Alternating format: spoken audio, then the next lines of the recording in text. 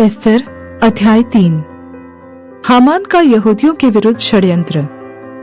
इन बातों के बाद राजा शयर्श ने अगागी हमदाता के पुत्र हामान को उच्च पद दिया और उसको महत्व देकर उसके लिए उसके साथी हाकिमों के सिंहासनों से ऊंचा सिंहासन ठहराया।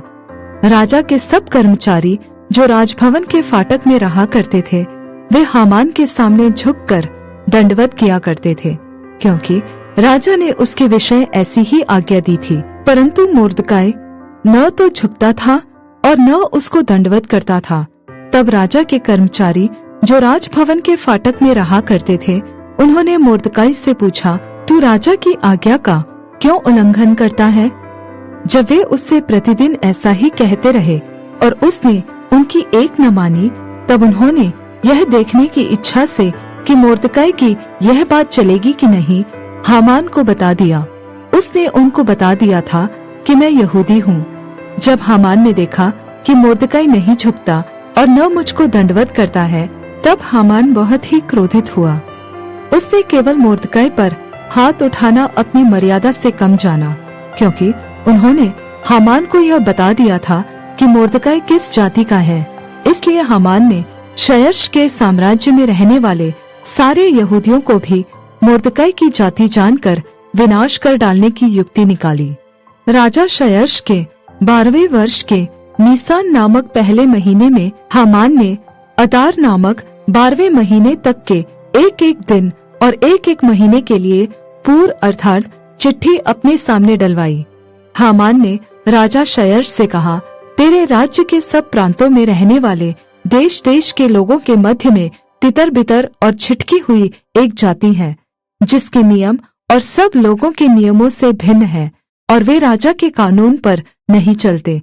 इसलिए उन्हें रहने देना राजा को लाभदायक नहीं है। यदि राजा को स्वीकार हो तो उन्हें नष्ट करने की आज्ञा लिखी जाए, और मैं राजा के भंडारियों के हाथ में राज भंडार में पहुंचाने के लिए 10,000 किक्का चांदी दूंगा।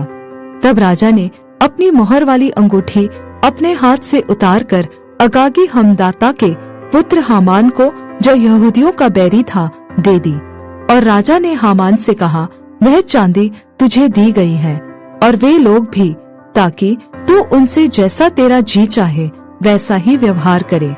फिर उसी पहले महीने के 13वें दिन को राजा के लेखक बुलाए गए और हामान की आज्ञा के अनुसार राजा के सब अधिपतियों और सब प्रांतों के प्रधानों और देश देश के लोगों के हाकिमों के लिए चिट्ठियां एक एक प्रांत के अक्षरों में और एक एक देश के लोगों की भाषा में राजा शयर्श के नाम से लिखी गई, और उनमें राजा की मोहर वाली अंगूठी की छाप लगाई गई।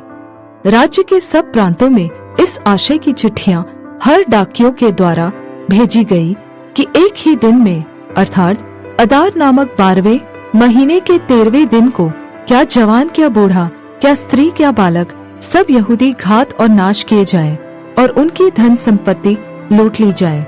उस आज्ञा के लेख की नकलें सब प्रांतों में खुली हुई भेजी गई कि सब देशों के लोग उस दिन के लिए तैयार हो जाएं। यह आज्ञा शूशन गढ़ में दी गई और डाकिये राजा की आज्ञा से तुरंत निकल गए। राजा और हामान तो दाखमधु पीने बैठ गए, परंतु शूशन नगर में घबराहट फैल गई।